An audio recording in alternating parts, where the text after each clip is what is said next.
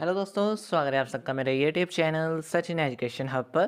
दोस्तों, आज हम बात करेंगे कि ऑर्गेनाइजेशनल बिहेवियर क्या होता है, इसकी ज़रूरत क्यों है और साथ ही साथ इसके चैलेंजेस और अपॉर्चुनिटीज़ के बारे में भी आज हम डिस्कस करेंगे। तो चलिए देखते हैं सबसे पहले कि ऑर्गेनाइजेशनल बिहेवियर क्या होता है।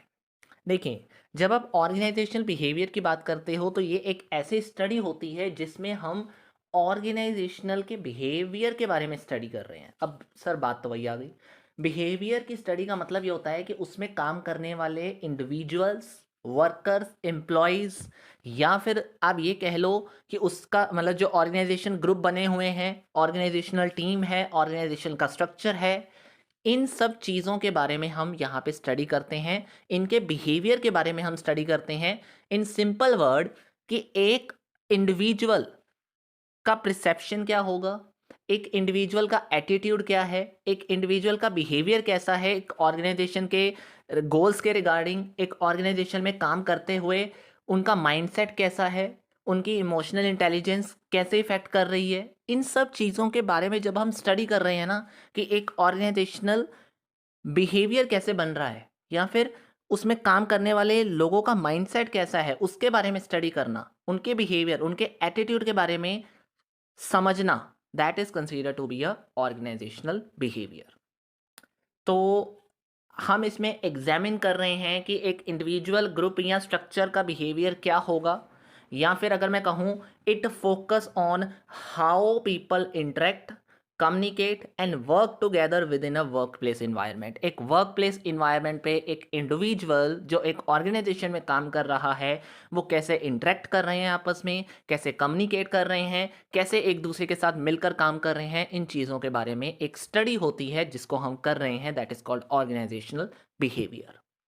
अब हम इसकी ज़रूरत क्यों पड़ती है उसकी तरफ देख लेते हैं। तो इसकी ज़रूरत को 3 पार्ट्स में बांटा गया कि ऑर्गेनाइजेशन बिहेवियर इम्प्रूव करता है किस किन चीज़ों को, जॉब सेटिस्फेक्शन को, जॉब सेटिस्फेक्शन, प्रोडक्टिविटी और एम्प्लॉय रिटेंशन। ऑब्वियस ही बात है, ये हमें जॉब सेटिस्फाई मतलब अगर हम ऑर्गेनाइजेशन में काम करने वाले लोगों के साथ अच्छे से कॉन्ट्रैक्ट कम्युनिकेट करना शुरू कर दें, टीम वर्क बना लें अच्छे से, वर्क टुगेदर यानी अच्छे से काम मिलजुल कर करें, उसको समझ के ही उसको जो काम सही लग रहा है उसको वही दें, उसकी जॉब सेटिस्फेक्शन हो सके, हमें भी अच्छा काम मिल सके। तो ऑब्वियस ही बात है, ये बेनिफिटेड कहाँ से, ये जो बेनिफिट्स हमें मिल रहे हैं वो किस वजह से मिल रहे हैं, ऑर्गेनाइजेशनल बिहेवियर से। कि हम उसको भी जॉब सेटिस्फाई करवा रहे हैं, हमारी भी प्रोडक्टिविटी बढ़ रही है, एम्प्लॉय रिटेन भी रहेगा वहीं के ऊपर, मतलब वो ज़्यादा देर इधर उधर जाएगा नहीं, अपनी जॉब से प्यार करेगा, हमें भी अच्छा लगेगा कि हमारी जॉब को अच्छा वर्क मिल रहा है, अच्छा टाइम मिल रहा है, अच्छी प्रोडक्टिविटी हो रही है। ठीक है, इसी के साथ साथ एनहांस हो जाएगा क्या, ऑर्गेनाइजेशनल बिहेवियर की वजह से। जहाँ पे भी हम ये चाहते हैं कि हमारा वर्क प्लेस इन्वायरमेंट अच्छा हो जाए या फिर हमारी टीम वर्क बिल्ट हो जाए, तो हमें ऑर्गेनाइजेशनल बिहेवियर ज़रूरत पड़ती है। ऑर्गेनाइजेशनल बिहेवियर की ज़रूरत वहीं पे पड़ेगी, वहीं हमें इसे स्टडी करना पड़ेगा जहाँ पे हम एक ऐसा वर्क प्लेस चाहते हैं, एक ऐसा वर्क प्लेस इन्वायरमेंट चाहते हैं जो सभी के साथ मिलजुल कर काम कर रहा हो, जहाँ पे टीम वर्क इंक्रीज हो रही हो। यानी मिलजुल कर अगर हम एक साथ जुड़कर काम करेंगे तो ऑब्वियस सी बात है गोल्स जल्दी अचीव हो जाएंगे, प्रोडक्टिविटी अच्छी हो जाएगी, हमारा टाइम अच्छे से स्पेंड हो जाएगा, एफिशिएंसी और इफेक्टिवनेस ज़्यादा बढ़ जाएगी। ठीक है, इसी के साथ साथ ये हेल्प भी करता है किन चीज़ों में, दो चीज़ों में, predicting the human behaviour and understanding the human behaviour. एक इंडिविजुअल काम जब कर रहा है एक ऑर्गेनाइजेशन के अंदर, तो ऑर्गेनाइजेशन बिहेवियर की जब हम स्टडी करेंगे तो उसके परसेप्शन, उसका इमोशनल इंटेलिजेंस, उसका बिहेवियर, उसका एटीट्यूड, ये सब चीज़ों से हम देखेंगे उसको कि क्या मतलब वो कैसा इंटरेक्ट कर रहा है, कम्युनिकेट कर रहा है, कैसे हैंडल कर रहा है उन चीज़ों को, कैसे मैनेज कर रहा है। तो हम उससे प्रिडिक्ट कर सकते हैं कि वो कैसा बिहेवियर है उसका। हम ये देख सकते हैं कि वो कैसे अपने गोल्स के लिए अच्छे से आगे अपने आप को बढ़ा रहा है, क्या वो इस जॉब से सेटिस्फाई भी है कि नहीं है। हम उसके बिहेवियर को अंडरस्टैंड कर सकते हैं अच्छे से, और इसके साथ साथ जब अंडरस्टैंड अच्छे से हो जाएगा तो प्रिडिक्ट करना भी आसान हो जाएगा कि उसको कैसा काम देना चाहिए और कैसे उसके साथ आगे आकर लिंक्ड करना है एक ऑर्गेनाइजेशन ने, ताकि ऑर्गेनाइजेशन के गोल्स तभी अचीव हो सकते हैं जब एक इंडिविजुअल की सेटिस्फेक्शन अचीव हो जाएगी उसके जॉब के साथ। राइट, तो इन सब चीज़ों को ध्यान में रखते हुए हमने यही देखा कि ऑर्गेनाइजेशनल बिहेवियर ही ये सब चीज़ों की ज़रूरत है कि अगर हम ऑर्गेनाइजेशनल बिहेवियर की स्टडी करेंगे तो हमें तीन चीज़ें सबसे इंपॉर्टेंटली इम्प्रूव हो जाएंगी। कौन सी? Job satisfaction, productivity and employ retention. हमें हेल्प हो जाएगी ह्यूमन बिहेवियर को प्रिडिक्ट और अंडरस्टैंड करने में, और हमें अच्छे से इम्प्रूवमेंट मिल जाएगी दो चीज़ों में कि हमारा वर्क प्लेस इन्वायरमेंट कैसा है वो इम्प्रूव हो जाएगा, एनहांस हो जाएगा, और टीम वर्क अच्छे से बिल्ड हो जाएगी। राइट? तो ये सब हमें एडवांटेजेस मिलेंगे अगर हम क्या करेंगे, ऑर्गेनाइजेशन बिहेवियर की स्टडी को ध्यान में रखेंगे। अब हमारा अगला पॉइंट आता है कि हमें किन किन मुश्किलों का यानी चैलेंजेस का फेस करना पड़ता है जब हम ऑर्गेनाइजेशनल बिहेवियर की स्टडी करेंगे या ऑर्गेनाइजेशन बिहेवियर देखते हैं जब हम, तो कौन कौन से चैलेंजेस हमारे सामने आते हैं। तो सबसे पहले आता है मैनेजरियल चैलेंज, जिसमें तीन मेन इंपॉर्टेंट चीज़ों के बारे में हम देखते हैं कि लीडरशिप डेवलप कैसे करें, दूसरा मैनेजमेंट जो चेंज हो रहा है यानी change management is also the challenge, and number 3 is conflict resolution. तीनों का मतलब क्या है? सबसे पहले है लीडरशिप डेवलपमेंट। लीडरशिप डेवलपमेंट का मतलब जब हम देखते हैं that means identifying the effective leadership within the organisation is a persistent challenge. आज के टाइम में सबसे इंपॉर्टेंट चैलेंज है कि हमें एक लीडर चाहिए अच्छा। तो लीडर के लिए क्वालिटीज अच्छी होनी चाहिए। कौन कौन सी क्वालिटीज होनी चाहिए गुड लीडर क्वालिटी लीडर होने की? ऑब्वियस सी बात है, कम्युनिकेशन स्किल्स अच्छी हों, ऑनेस्ट होना चाहिए, ये सब चीज़ें होती हैं। तो उन चीज़ों को ध्यान में रखते हुए हमने ये देखना है कि एक अच्छा लीडर वही होगा जो अपने मतलब उसमें सभी स्किल्स होंगी। अब वो अच्छा लीडर मिलेगा कैसे? वो सारी स्किल्स को अच्छे से देखना पड़ेगा, डेवलप करना पड़ेगा। अगर नहीं है हमारे ऑर्गेनाइजेशन में तो ये बहुत बड़ी प्रॉब्लम हो जाएगी। तो एक चैलेंज रहता है एक ऑर्गेनाइजेशन के लिए कि अच्छा लीडर बनना है, सबसे पहले लीडर बनाना है सबसे पहले किसी को। Developing leader who can adapt to change the working environment and motivate diverse team is essential. एक चैलेंज ये भी रहता है कि जितना हम लीडर्स को अच्छे से डेवलप करेंगे तभी वो वर्क एनवायरनमेंट को अच्छा अडेप्ट कर पाएंगे और मैनेज कर पाएंगे और टीम वर्क बिल्ड कर पाएंगे। इन शॉर्ट कहूँ तो ये एक ऑर्गेनाइजेशन का चैलेंज बनकर सामने आता है कि वो ऐसे लीडर्स कैसे डेवलप करे, या फिर एक तरीके से इफेक्टिव लीडरशिप स्किल्स कैसे लेकर आए अपने ऑर्गेनाइजेशन के अंदर। ये सबसे पहला मैनेजरियल चैलेंज रहता है। दूसरा, मैनेजमेंट चेंज यानी changing management. You can say that कि आजकल देखा जाएगा कि ना जॉब सेटिस्फेक्शन अच्छे से मिल नहीं रही। एक जो पर्सन है वो ज़्यादा रिसिस्ट करता है अपनी चीज़ों को, अपने जॉब को। You can say that managing the change and resistance within the organisation is the significant challenge for the organisation behaviour. यानी यू कैन से दैट कि यहाँ पे एम्प्लॉय जल्दी किसी नई चीज़ को अपनाते नहीं हैं, टेक्नोलॉजी को लेते नहीं हैं, एक्सेप्ट नहीं करते हैं, कल्चर एक्सेप्ट नहीं करते हैं, जिसकी वजह से एक ऑर्गेनाइजेशन के लिए चैलेंज रहता है कि वो इन चीज़ों का ध्यान में रखे और इन चीज़ों को ध्यान में रखते हुए सभी को एक साथ जोड़े ताकि उनके गोल्स टाइमली अचीव हो सके।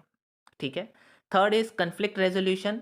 Dealing with conflict between employ and team is an ongoing managerial challenge. आज के टाइम में यह सबसे इंपॉर्टेंट चैलेंज चल रहा है कि हम कन्फ्लिक्ट्स कैसे रोकें, क्योंकि कन्फ्लिक्ट्स आज के टाइम में एम्प्लॉयज़ के बीच में बहुत होते जाते हैं। किसी कल्चर के बेसिस पे, किसी एथिक्स को ना मानने, किसी ऑनेस्टी, किसी कह लो कि टीम वर्क के बेसिस पे कोई कन्फ्लिक्ट हो गया। तो ये जो कन्फ्लिक्ट्स रहते हैं उनको कैसे मैनेज कर लें या उनकी वजह से ऑर्गेनाइजेशन गोल पे कोई इफेक्ट ना आए, ये एक चैलेंज ज़रूर रहता है एक ऑर्गेनाइजेशन के अंदर, एक ऑर्गेनाइजेशन बिहेवियर की स्टडी को करते टाइम। और यू कैन से दैट कि ये सब चीज़ों का जब तक हम ध्यान नहीं रखेंगे तब तक ये मुश्किल रहेगा ऑर्गेनाइजेशन के लिए कि वो गोल्स कैसे इफेक्टिवली अचीव करे। दूसरा, ग्लोबल चैलेंजेस। ग्लोबल चैलेंजेस सबसे बड़ा है कल्चर डाइवर्सिटी। कल्चर डाइवर्सिटी मतलब होता है कि वर्क फोर्स पे आप देखोगे बहुत सारे कल्चर्स अलग अलग काम मतलब बहुत सारे इंडिविजुअल्स डिफरेंट डिफरेंट कल्चर से काम कर रहे हैं। ऑब्वियस ही बात है, डिफरेंट डिफरेंट कल्चर बैकग्राउंड होता है उनका, किसी का कुछ है किसी का कुछ है। तो ऑब्वियस ही बात है जब अपने अपने कल्चर पे बात आती है तो हर कोई कह देता है कि ये काम ऐसे होना चाहिए, ये काम वैसे करना चाहिए, या ये ऐसा होगा ये वैसा होगा। तो उन चीज़ों को मैनेज कैसे करना है, कम्युनिकेशन गैप कैसे बिल्ड नहीं होने देना है, मतलब कम्युनिकेशन गैप ज़्यादा ना हो, वर्क टुगेदर होना चाहिए, अंडरस्टैंडिंग रखनी पड़ेगी कि उसका कल्चर ये कहता है हमारा कल्चर ये कहता है, लैंग्वेजेस प्रॉब्लम ना होनी नहीं चाहिए।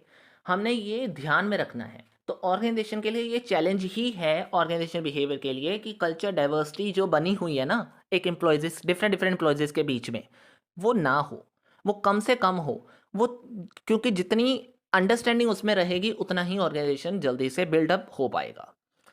क्रॉस कल्चर कोलैबोरेशन और ग्लोबल टैलेंट मैनेजमेंट, ये दो और ऐसे चैलेंजेस बनकर सामने आते हैं। जैसे कि क्रॉस कल्चर का मतलब ये हुआ collaboration between team and individual from the different countries and region में face obstacle due to varying working style, time zones and communication barrier. वैसे ये देखा जाए ना, ऊपर वाले पॉइंट से लिंक कर रहा है, बस दोनों में इतना सा फर्क है कि culture diversity means you can say that उसमें सारी चीज़ें ही आ जाती हैं।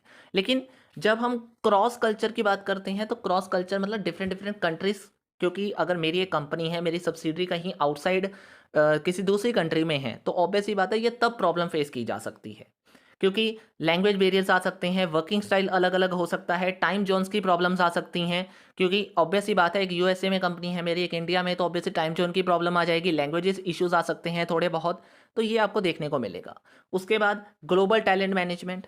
ग्लोबल टैलेंट मैनेजमेंट आप देखोगे कुछ टैलेंट हम में हैं, कुछ टैलेंट बाहर की सिटीज बाहर की कंट्रीज में अलग से होते हैं। ग्लोबल टैलेंट हमारे सामने एक बहुत बड़ी प्रॉब्लम बन के आता है, क्योंकि एक कंट्री का जो टैलेंट है वो दूसरी कंट्री के टैलेंट के साथ कई बार प्रॉब्लमैटिक चीज़ बन जाता है, एक प्रॉब्लमैटिक सिचुएशन बन जाता है। तो उसको मैनेज कैसे करना है, ये ऑर्गेनाइजेशन के ऊपर बहुत बड़ा एक चैलेंज बनकर सामने आता है। एक इंडिविजुअल के टैलेंट को पहचानना, वो कैसे अपने कॉम्पिटिटिव एडवांटेज ले पाएगा कि नहीं ले पाएगा, इस चीज़ को देखना, ये भी एक चैलेंज रहता है। ठीक है। वर्क प्लेस चैलेंजेस में आता है work life balances. Work life obvious सी बात है यार, जब आप कहीं पे भी काम कर रहे हो, आपकी पर्सनल लाइफ और आपकी वर्क लाइफ बैलेंस होना ज़रूरी है। क्यों? क्योंकि आप देखोगे आजकल टेक्नोलॉजी आ गई है, ऑनलाइन वर्क बढ़ गया हुआ है, तो ऑनलाइन वर्क बढ़ तो ज़रूर गया है, लेकिन साथ ही साथ में आप देखोगे कि आपको ये देखना पड़ेगा कि टेक्नोलॉजी क्या कर रही है, ब्लर कर रही है पर्सनल लाइफ के बीच में और वर्क के बीच में, पर्सनल टाइम और वर्क टाइम के बीच में ब्लरिंग कर रही है। ब्लरिंग मतलब एक सिचुएशन ऐसी क्रिएट हो रही है जिसमें हम ये नहीं देख पा रहे कि कितना टाइम किसी काम को मिल रहा है।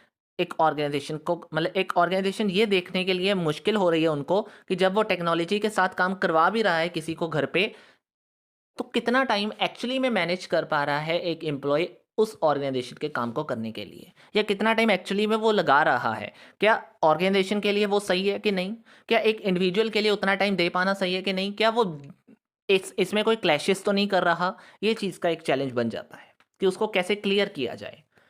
Mental health and wellbeing. Mental health का मतलब होता है organisation are increasingly focus on the mental health of the employ. Mental health के ऊपर ध्यान देना बहुत ज़रूरी है, क्योंकि जब तक एक ऑर्गेनाइजेशन में काम करने वाला पर्सन मेंटली फिट नहीं होगा, तब तक एक ऑर्गेनाइजेशन के लिए उसको मैनेज करना चैलेंज ही रहेगा। उसके बाद remote work and virtual team. Obvious ही बात है यार, देखो वर्क प्लेस चैलेंज क्या आप समझते हो इस चीज़ में, कि काम करते टाइम पे जो चैलेंज मिल रहे हैं ऑर्गेनाइजेशन को। तो remote work and virtual team का मतलब होता है कि दूसरी जगह पे काम जो कर रहे हैं लोग, वर्चुअली जो काम कर रहे हैं आज के टाइम में लोग, उनके उनको मैनेज कर पाना, उनको देखना कि क्या वो अच्छे से काम कर रहे हैं, टेक्नोलॉजीज़ के साथ देखना। इवन अगर मैं कहूँ एक कंट्री से दूसरी कंट्री में कोई काम कर रहा है, हमारा एम्प्लॉय, ऑब्वियस ही बात है एक बड़ी कंपनी क्या करती हैं, अपने एम्प्लॉयज़ को दूसरी जगह पे भी काम करवाती हैं, यानी दूसरी कंट्रीज़ में भी अपने एम्प्लॉयज़ को ऑनलाइन वर्क्स के साथ काम देती हैं। उससे क्या होता है, कई बार डिफरेंट टाइम जोन्स की वजह से प्रॉब्लम आती है, कई बार कम्युनिकेशन गैप्स रहते हैं, कई बार किसी टेक्नोलॉजी इश्यूज के कारण प्रॉब्लम आ जाती है। तो रिमोट वर्क को कैसे मैनेज करना, वर्चुअली टीम्स कैसे क्रिएट करना, ये एक ऑर्गेनाइजेशन के लिए बहुत बड़ी प्रॉब्लम रहती है आज के टाइम में, क्योंकि काम करवाना भी ज़रूरी होता है, लेकिन कितना काम इफेक्टिवली हो रहा है, कितना प्रोडक्टिव काम हो रहा है, ये चीज़ें देखना बहुत ज़रूरी हो जाता है इस केस में। ठीक है। Then is organisational challenge. दो ही मेन ऑर्गेनाइजेशन चैलेंजेस आजकल रह जाते हैं जो ऊपर ऊपर से हमें देखने पड़ेंगे। That is maintain a positive and inclusive organisation culture, ऊपर हो चुकी है बात इसमें काफ़ी डिस्कस। और कीपिंग एम्प्लॉयज़ मोटिवेटेड। ऑब्वियस ही बात है यार, अगर आपके एम्प्लॉयज़ मोटिवेटेड ही नहीं रहेंगे तो एक प्रॉब्लम सबसे बड़ी है कि वो काम करने में अगर इंटरेस्टेड ही नहीं है तो काम करेगा ही नहीं वो अच्छा, तो अच्छा काम नहीं होगा, तो अच्छा आउटपुट भी आपको नहीं मिलने वाला। राइट। ठीक है जी, चलिए अब इस चीज़ को थोड़ा सा शॉर्ट वे में अगर आप देखना चाहते हो तो एक फ्लो चार्ट के वे में आपके सामने हेल्पफुल वे आपको दे दिया गया है कि आप समझ के चल सकते हो कि कौन कौन से चैलेंजेस आज फेस कर रहा है ऑर्गेनाइजेशन, और ऑर्गेनाइजेशन बिहेवियर कैसे फेस कर रहा है, एक कौन कौन से चैलेंजेस, और उसके साथ साथ अब हम डिस्कस करेंगे कि अपॉर्चुनिटीज़ भी उनको क्या मिल रही हैं। चैलेंजेस तो वो फेस कर ही रहा है जो कर रहा है, लेकिन उनके सामने कुछ अपॉर्चुनिटीज़ ऐसे बन जाती हैं, आ जाती हैं, जिनका वो एडवांटेज लेना भी चाहता है।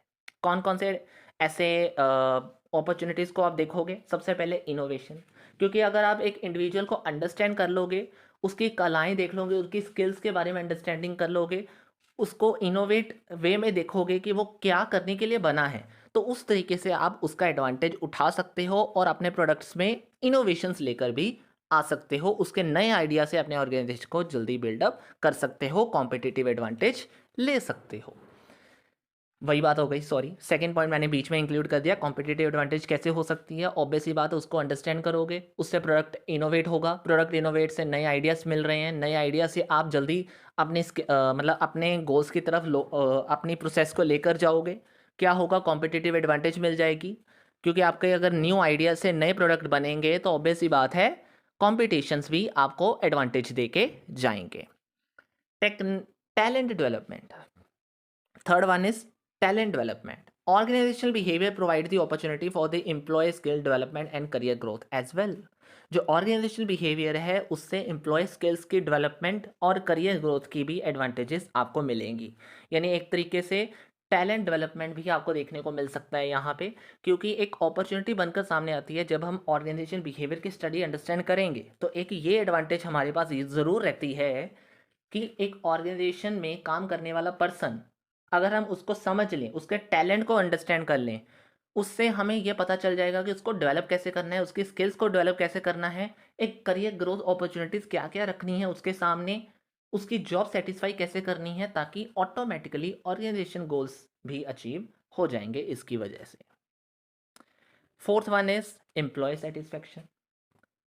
ये एक अपॉर्चुनिटी बहुत बड़ी है जो ऑर्गेनाइजेशन बिहेवियर की वजह से आपको मिलेगी, क्योंकि एक अंडरस्टैंडिंग इन्वायरमेंट और एक इंडिविजुअल बिहेवियर अंडरस्टैंड अगर आप कर लोगे अच्छे से, अपने वर्क प्लेस पे काम करने वाले पर्सन को समझ लोगे अच्छे तरीके से, तो ऑब्वियस ही बात है उनकी जॉब सेटिस्फेक्शन अच्छे से रहेगी, उनको मोनोटोनी, उनको ये सब प्रॉब्लम्स, बॉर्डम वगैरह कुछ ऐसा नहीं होगा।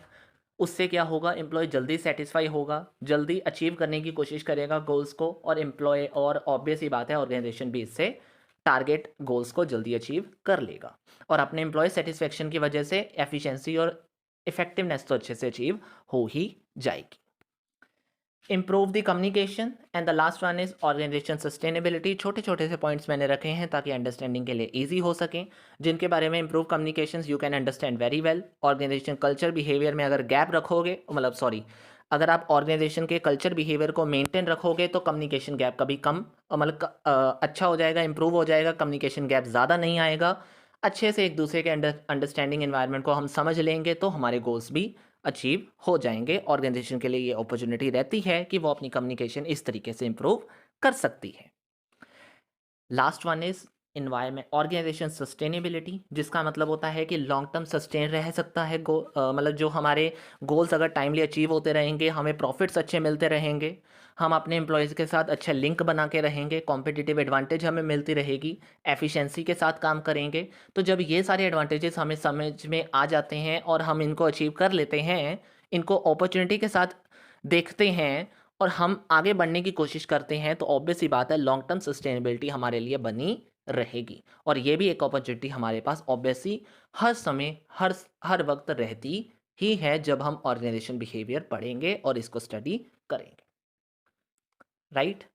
तो मेरे ख्याल से ये जो मैंने 4 मेन इंपॉर्टेंट टॉपिक्स आपको 15-16 मिनट की वीडियो में बताए हैं, आई होप अब ये टॉपिक और ये पूरा ऑर्गेनाइजेशनल बिहेवियर का इंपॉर्टेंट वे जो आपको अंडरस्टैंड करना था कि इसके चैलेंजेस, इसके इंपॉर्टेंस, इसकी ज़रूरत, इसके अपॉर्चुनिटीज़ क्या क्या हैं। एक इंपॉर्टेंट क्वेश्चन है ऑर्गेनाइजेशनल बिहेवियर का, ये जो मैंने आज आपको अंडरस्टैंडिंग करवाई, जिसकी समझ में आ जाना चाहिए। बिल्कुल अच्छे से हो गया क्लियर, बिल्कुल राइट।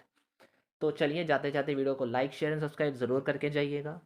और कोई भी नोट्स वगैरह चाहिए तो टेलीग्राम चैनल ओपन है, तो वहाँ पे उसका जो लिंक वगैरह है वो वीडियो डिस्क्रिप्शन में आपको मिल जाएगा। ठीक है जी, तो this is all about for today.